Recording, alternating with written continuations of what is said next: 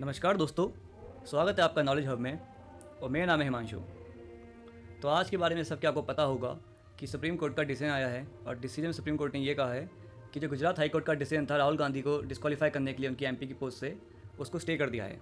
तो इसका मतलब निकल के ये आता है कि इस समय के लिए राहुल गांधी का डिस्क्वालीफिकेशन था, उस पर स्टे लग गया है। फिलहाल के लिए वो एमपी की तरह बरकरार रहेंगे और मेंबर ऑफ पार्लियामेंट में वो अपना पार्टिसिपेट कर सकते हैं और चुनाव भी लड़ सकते हैं 2024 का लोकसभा का, और आगे भी कंटिन्यूशन कर सकते हैं। तो फिलहाल आज हम समझेंगे कि ये जो पूरा मुद्दा था डिस्क्वालिफिकेशन का या फिर जो एलिजिबिलिटी होती है, ये जो इसके पीछे बैक स्टोरी है, मतलब कॉन्स्टिट्यूशनल या फिर लीगल प्रोविजंस क्या हैं। क्योंकि ये तो पॉलिटिकल बात हो गई कि किसी को डिस्क्वालीफाई कर दिया, डिस्क्वालीफाई नहीं कर दिया, रीइंस्टेट कर दिया, दोबारा से एमपी बना दिया, तो उसमें कोई ज़्यादा जानने को नहीं है। बट मेन बात जानने की ये है कि ये सारी चीज़ें होती कैसे हैं, कि कहाँ से पावर आती है, कहाँ से लीगल प्रोविजंस आते हैं, ये बहुत चीज़ ज़्यादा इंपॉर्टेंट बनती है। तो आइए स्टार्ट करते हैं आज का टॉपिक। तो जैसे कि आप सभी को पता होगा कि कॉन्टेक्स्ट यही है हमारा कि सुप्रीम कोर्ट में ये चैलेंज किया गया था गुजरात हाई कोर्ट का जो डिसीजन था। असल में मुद्दा ये था कि 3 से 4 महीने पहले गुजरात हाई कोर्ट का मतलब डिसीजन आया था, एक प्ली थी डिफेमेशन को लेके। 2019 में जब लोकसभा चुनाव के कैंपेन चल रहे थे तो राहुल गांधी ने एक रैली में ये कह दिया था कि सारे चोर मोदी सरनेम के साथी के होते हैं। तो मोदी सरनेम को लेकर जब उन्होंने ऐसा स्टेटमेंट दिया तो उसको लेके गुजरात में ही मोदी कम्युनिटी से किसी ने करके क्या है उनके अगेंस्ट केस कर दिया, और 2023 के स्टार्टिंग में उसका डिसीजन आता है जिसके तहत उनको गिल्टी पाया जाता है, कन्विक्ट पाया जाता है। और क्योंकि डिफेमेशन के जो केस था उसमें सज़ा 2 साल से ऊपर की थी, इसलिए उनका डिस्क्वालिफिकेशन तो होता ही होता है। क्योंकि ये प्रोविज़न अभी हम आगे पढ़ेंगे कि अगर 2 साल से ऊपर की जेल होती है तो आप डिस्क्वालीफाई हो जाओगे फ्रॉम बीइंग एन एमपी। और दूसरा पॉइंट ये भी है कि अगर 2 साल से ऊपर का डिस्क्वालिफिकेशन हुआ है, कन्विक्शन हुआ है, तो आप अगले 6 साल तक चुनाव भी नहीं लड़ सकते। तो ये काफ़ी बड़ा पॉलिटिकल डेवलपमेंट था। तो कॉन्टेक्स्ट आपको समझ में आ गया होगा।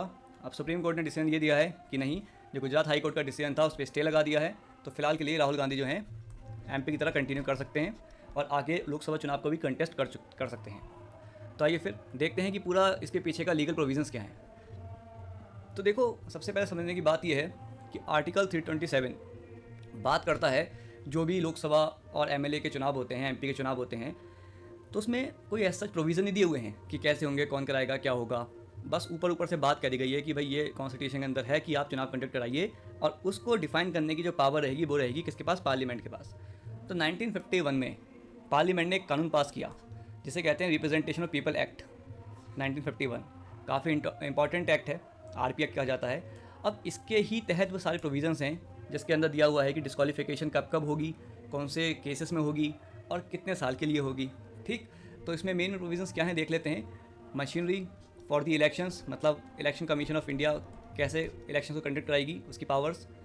Actual conduct of elections, election offences जो कि हमने देखा जिसके तहत राहुल गांधी का डिस्क्वालिफिकेशन हुआ था।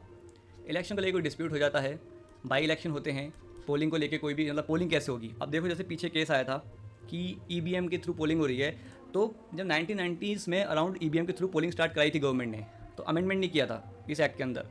तो जब तक आप अमेंडमेंट नहीं करोगे, प्रोवाइड नहीं करोगे कि भाई पोलिंग जो है ईवीएम के थ्रू होगी, बैलेट पेपर से नहीं होगी, तब तक के लिए वो चीज़ अनकॉन्स्टिट्यूशनल और इलीगल मानी जाती है। इसलिए सरकार ने इस कानून के अंदर अपना अमेंडमेंट किया और ईवीएम के लिए प्रोविज़न किया। उसके बाद से ईवीएम के लिए पोलिंग हो पा रही है। बाकी registration of the political parties. ठीक है, अभी आगे बढ़ते हैं यहाँ पे। तो ये तो हो गया आपका ओवरव्यू कि असल में मेन चीज़ क्या है, मेन पावर कहाँ से आ रही है। अब कुछ प्रोविजंस देख लेते हैं जो आरपीए एक्ट के अंदर हैं। ठीक है, तो देखो, आरपीए एक्ट प्रोवाइड फॉर, तो किस चीज़ के लिए बात करता है। मेन जो रिप्रेजेंटेशन पीपल एक्ट है या फिर जो हमारा अधिनियम है ये वाला, ये बात किस चीज़ की करता है। तो ये बात करता है इलेक्शंस कैसे कंडक्ट होंगे, किसके, पार्लियामेंट के, और जो आपकी स्टेट लेजिस्लेचर होती हैं, जो विधानसभा होती है राज्यों की, और आपका सांसद जो होता है, ठीक है, संसद के लिए। उसके बाद भाई एडमिनिस्ट्रेटिव मशीनरी इलेक्शंस के लिए हमने देखा अभी, और क्वालिफिकेशंस एंड डिस्क्वालिफिकेशंस फॉर मेंबरशिप, और corrupt practices and other offences. मतलब कोई ऐसी प्रैक्टिस जो कि करप्ट मानी जाएगी, करप्शन के साथ साथ कोई और ऐसा एक्ट कर दिया किसी एमपी ने, एमएलए ने, कैंडिडेट ने, जिसके बाद उसको डिस्क्वालीफाई कर दिया जाएगा। तो सबकी बातें इसी के अंदर हैं, देख लेते हैं थोड़ा डिटेल में। तो डिस्क्वालिफिकेशन के ग्राउंड्स कौन कौन से हैं ये आपको ध्यान रखने हैं, क्योंकि एग्जाम्स में क्वेश्चन यहीं से बनता है। ठीक है ना, कि पूछ लेंगे ऑप्शन देके कि इनमें से कौन से ग्राउंड्स हैं जिसके बेसिस पे आरपीए 1951 में दे रखा है डिस्क्वालिफिकेशन हो सकता है। तो आपको ये पता होना चाहिए, और एज ए जनरल सिटीजन भी आपको पता होना चाहिए कि आपके मतलब हक क्या है आपका, और किस बेसिस पे आप केस भी कर सकते हो जाके अपने रिप्रेजेंटेटिव के खिलाफ। ठीक है, तो आप ये देखो, अगर उनको गिल्टी फाउंड किया जाता है इलेक्शन ऑफेंसेस या करप्ट प्रैक्टिसेस में, तो उनको डिस्क्वालीफाई कर दिया जाएगा। दूसरी बात क्या है, अगर कन्विक्शन होता है किसी भी ऑफेंस में जिसके तहत 2 साल की जेल होती है, समझे, डिस्क्वालीफाई कब किया जाता है? कोई ऐसा केस जिसमें 2 साल या 2 साल से ज़्यादा की जेल हो जाए। तो अभी जो डिफेमेशन का या मानहानि का केस था राहुल गांधी के खिलाफ, उसके तहत 2 साल से ज़्यादा की उन्हें सज़ा होती, इसीलिए उनको डिस्क्वालीफाई किया गया था। लेकिन अब तो सुप्रीम कोर्ट ने स्टे लगा दिया है, तो अब तो चीज़ें बैक टू नॉर्मल हो गई हैं। अब चलेगा केस, देखते हैं क्या उसका वर्डिक्ट आता निकल के फाइनली। आगे देखते हैं। आप दुश्मनी बढ़वाते हो 2 समुदाय के बीच में, तो आपको डिस्क्वालीफाई किया जा सकता है। ठीक, बाकी आपने अगर अपने इलेक्शन एक्सपेंसेस किए हैं, उनके बारे में सही ब्यौरा नहीं दिया है इलेक्शन कमीशन ऑफ इंडिया को, तो आपको डिस्क्वालीफाई किया जा सकता है। मतलब कितना, क्या होता है, खर्चे की लिमिट होती है अराउंड 75 से 80 लाख होती है एमपी के लिए, और 24 से 30 लाख के अराउंड होती है एमएलए के लिए। अब आपने खर्चा तो कर दिया, बट आपने प्रॉपर टाइम पे उसके जो है पूरा स्टेटमेंट नहीं दिया, तो आपको डिस्क्वालीफाई कर देगा इलेक्शन कमीशन ऑफ इंडिया। ठीक है। और बाकी आप अगर किसी तरीके से सोशल क्राइम मतलब क्या होता है?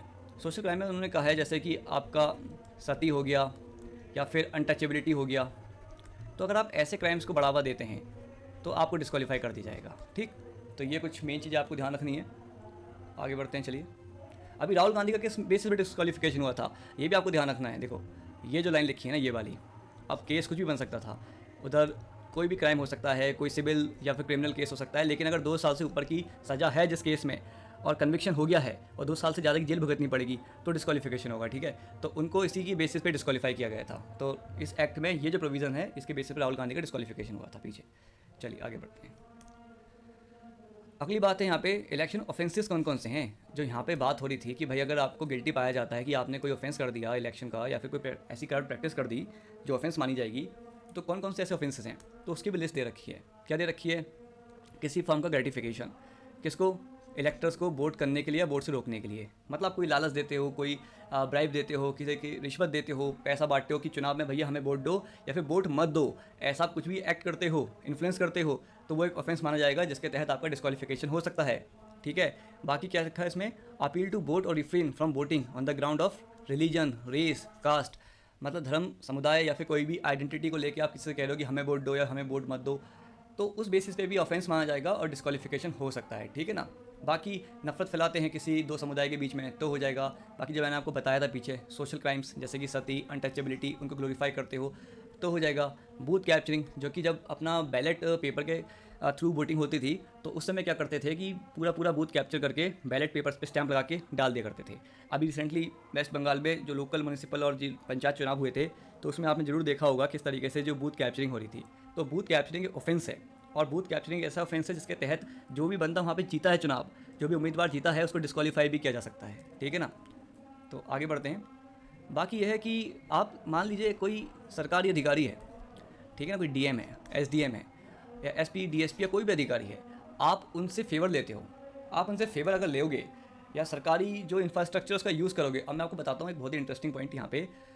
तो 1970s में इंदिरा गांधी का डिस्क्वालिफिकेशन कर दिया था। ठीक है ना, उनको डिस्क्वालीफाई कर दिया गया था इसी ग्राउंड पे। तो एक थे पर्सन के अगेंस्ट उन्होंने चुनाव लड़ा था, तो वो हार गए थे, तो उन्होंने केस कर दिया था कि इंदिरा गांधी ने जो गवर्नमेंट मशीनरी है, अधिकारी उनका यूज़ किया अपने फेवर में चुनाव जीतने के लिए, तो उस बात को सही ठहरा के इंदिरा गांधी तक को डिस्क्वालीफाई कर दिया था चुनाव लड़ने से। तो आपको ये बात समझनी चाहिए कि कितना ज़्यादा पावरफुल एक्ट है ये। जो करंट प्राइम मिनिस्टर है उसने चुनाव लड़ा, उसी को जो कोर्ट है, जुडिशरी है, उसने कहा कि आपने चुनाव सही तरीके से नहीं जीता है, इसलिए जो है आप डिस्क्वालीफाई होते हैं। तो इतना पावरफुल एक्ट है ये। ठीक है, चलो आगे बढ़ते हैं। बाकी क्या है, पॉलिटिकल पार्टीज़ को लेके भी इसमें प्रोविज़न है। पूछ सकते हैं कि भाई पॉलिटिकल पार्टीज़ को लेके कौन से कानून में या कहाँ पे है प्रोविज़न? संविधान में नहीं है, पहली बात ध्यान रखेंगे आप। रिप्रेजेंटेशन ऑफ पीपल एक्ट 1951 के अंदर प्रोविज़न दे रखा है। किसी भी चीज़ को लेके भाई आपको रजिस्टर करना है, रिकॉग्नाइज करना है, तो रिकॉग्नाइजेशन कौन देगा? नेशनल पार्टी, स्टेट पार्टी, तो इलेक्शन कमीशन ऑफ इंडिया देगा। रजिस्टर कहाँ करोगे? इलेक्शन कमीशन ऑफ इंडिया के पास जाकर रजिस्टर करोगे। ठीक, इस बात को आगे बढ़ते हैं। सेक्शन 126A, अब ये इंपॉर्टेंट सेक्शन है, इसलिए मैं इसको इंक्लूड किया है, क्योंकि आप देखते भी होगे मीडिया पे, न्यूज़ चैनल्स पे एग्जिट पोल्स के बारे में। तो पहले क्या होता था कि कई चुनाव क्या होते हैं, कई सारे फेजेस में चलते हैं, 2-2 महीने चलते हैं, 1.5 महीने चलते हैं। तो मीडिया चैनल्स क्या करते थे कि बीच में ही अपना एग्जिट पोल जारी करना स्टार्ट कर दिया करते थे। तो उससे क्या होता था कि कहीं ना कहीं वोटर्स का जो माइंडसेट होता है ना, वो इन्फ्लुएंस होता है। वो कहते हैं यार हमारी पार्टी तो हार ही रही है या जीत ही रही है, तो उसके अकॉर्डिंगली थोड़ा सा जो फेयर एंड जो फ्री इलेक्शंस होते हैं वो कुछ हद तक यहाँ पे इम्पैक्ट होते हैं। तो उसको लेके अमेंडमेंट किया गया और 126A इस प्रोविज़न को इंक्लूड किया गया आरपीए 1951 में। उसमें कहा गया कि जब तक चुनाव कंप्लीटली ख़त्म नहीं हो जाएंगे, ठीक है ना, total period of the elections, जब तक चुनाव कंप्लीटली खत्म नहीं हो जाएंगे तब तक आप एग्जिट पोल्स को जारी नहीं कर सकते। तभी आपने देखा होगा जब आखिरी फेज़ के आखिरी चुनाव कंप्लीट हो जाते हैं, तब मीडिया चैनल्स बिल्कुल 6 बजे, 6:30 बजे अपना अपना एग्जिट पोल लेके न्यूज़ चैनल पे आ जाते हैं, उससे पहले नहीं आते हैं। ठीक, चलो आगे बढ़ते हैं। बाकी ये दे रखा है कि पॉलिटिकल पार्टीज़ का डोनेशन कहाँ से ले सकती हैं, कैसे ले सकती हैं। तो कोई भी पर्सन, कोई भी कंपनी, ध्यान रखोगे सिर्फ पर्सन ही नहीं, कोई भी कंपनी, तो कोई भी कंपनी, कोई भी पर्सन जो है पॉलिटिकल पार्टीज़ को इंडिया के अंदर फंड कर सकती है, कितना भी फंड कर सकती है, कोई लिमिट नहीं ऑन फंडिंग। वो चाहें तो लाख करोड़ कितना भी करें फंड कर सकते हैं, तभी कहीं 100 करोड़ की फंडिंग होती है पॉलिटिकल पार्टीज़ के पास। बट एक पीछे एक रूल बनाया था, किसने बोला, गवर्नमेंट ऑफ इंडिया ने इलेक्शन कमीशन ऑफ इंडिया के साथ मिलकर। तो रूल ये था कि जो भी डोनेशन आएगा सोर्स, जिससे 2,000 रुपये से ज़्यादा का डोनेशन जहाँ से आ रहा है, मतलब मान लीजिए कोई मिस्टर एक्स हैं, वो दे रहे हैं पार्टी को 3,000 रुपये डोनेट कर रहे हैं, तो पॉलिटिकल पार्टी को बताना पड़ेगा कि मिस्टर एक्स ने हमको 3,000 रुपये डोनेट किए हैं, ठीक है ना। अगर 2,000 से कम का आता है तो पॉलिटिकल पार्टी को बताने की ज़रूरत नहीं है कि कहाँ से आया है, बट 2,000 से ऊपर का आता है तो सोर्स जो है उस कंट्रीब्यूशन का, उस भी फंडिंग का रिवील करना पड़ेगा, ठीक है ना। बाकी क्या है यहाँ पे, फॉरेन कंपनीज से भी पॉलिटिकल पार्टीज़ फंडिंग ले सकती हैं, ठीक है, किस एक्ट के accordingly, foreign contribution regulation act, जिसे हम कहते हैं FCRA। तो ये तो क्वेश्चन बनता है इकोनॉमी के लिए भी कि क्या जो फॉरेन कंपनीज़ है वहाँ से पॉलिटिकल पार्टीज़ फंडिंग ले सकती हैं, क्योंकि देखो जो NGOs होते हैं ना वो फंडिंग लेते हैं, सिविल सोसाइटी जो है वो फंडिंग लेती हैं, तो पॉलिटिकल पार्टीज़ भी यहाँ पे फंडिंग ले सकती हैं फॉरेन कंपनीज से, बट इस कानून के अधीन ले सकती हैं। तो उनको ऑब्वियस सी बात है, इस कानून के जो प्रोविजंस होंगे उनको फॉलो करना पड़ेगा, इन्फॉर्मेशन देनी पड़ेगी, ठीक।